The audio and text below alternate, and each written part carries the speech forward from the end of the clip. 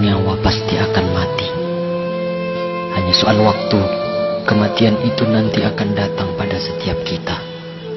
Bayangkan dahsyatnya sakaratul maut.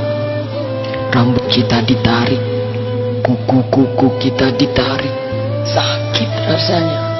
Bayangkan nyawa yang dicabut, terbujur kaku.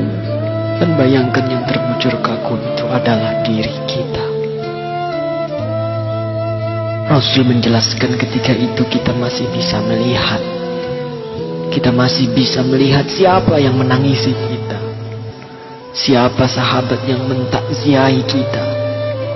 Tapi kita tidak bisa berbuat apa-apa.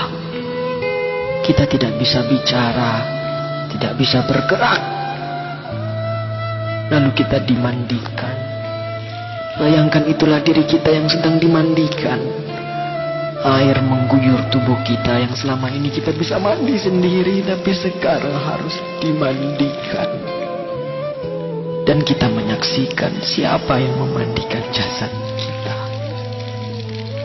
Bersyukur kalau yang memandikan itu adalah anak-anak kita. Sementara kita belum mengajarkan anak-anak kita untuk itu. Ya Allah. Kemudian kita dikafani. Kemudian kita disolati. Kemudian kita digotong, dibawa ke kuburan.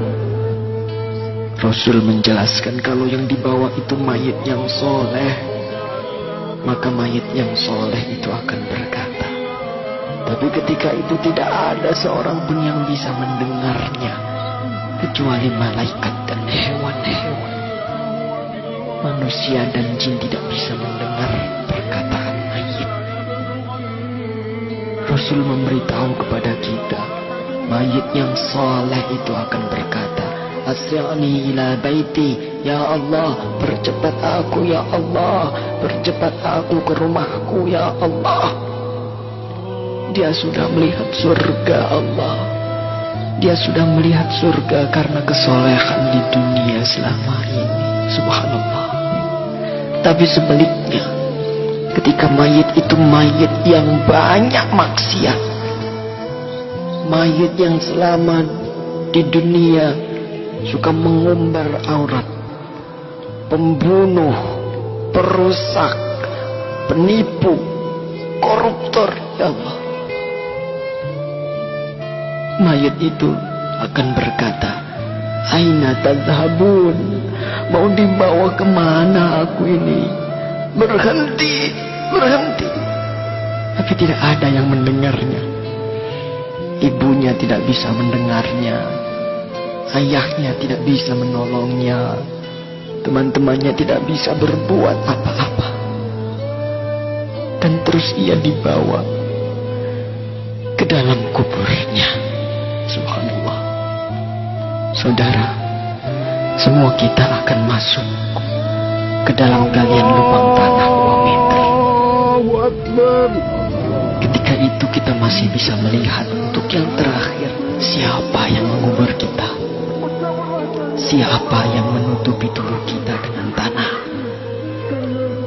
Mungkin keluarga kita, mungkin tetangga-tetangga kita, atau sahabat-sahabat kita. Tapi begitu selesai kita dikubur, orang-orang yang kita cintai, orang-orang yang dulu selalu bersama kita, orang-orang yang dulu selalu menemani kita, semuanya pulang. Semuanya pulang meninggalkan kita sendirian di kubur. Maka kita merasakan kesedihan, takut, gelisah.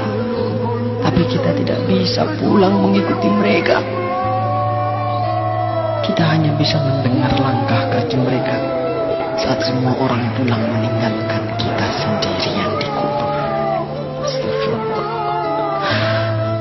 Di dalam kubur, darah, daging, tulang, belulang hancur.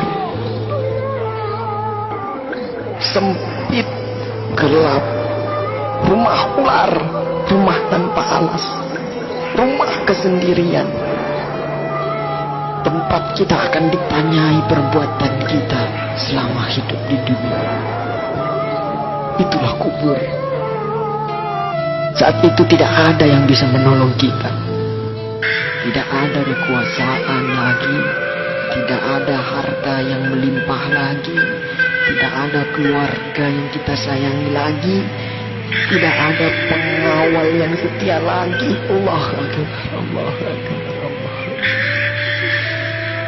Tapi alhamdulillah, kita bersyukur karena kita masih hidup, saudara.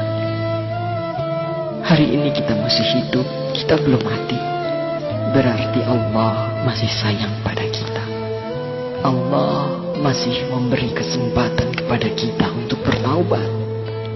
Allah masih beri kita waktu untuk beribadah sebanyak-banyaknya. Maka inilah saatnya. Inilah saatnya kita untuk bertaubat, saudaraku. Inilah saatnya kita untuk berjanji taat, saudara. Saatnya untuk kita berhenti melakukan kemaksiatan. Saatnya untuk kita berhenti melakukan kezaliman. Saatnya kita membahagiakan keluarga kita, istri kita, suami kita, orang tua kita, anak cucu kita. Saatnya kita berbuat baik untuk negeri yang tercinta ini. Saatnya kita berdakwah. Manfaatkan sisa umur ini untuk menebar kebaikan di sekitar kita.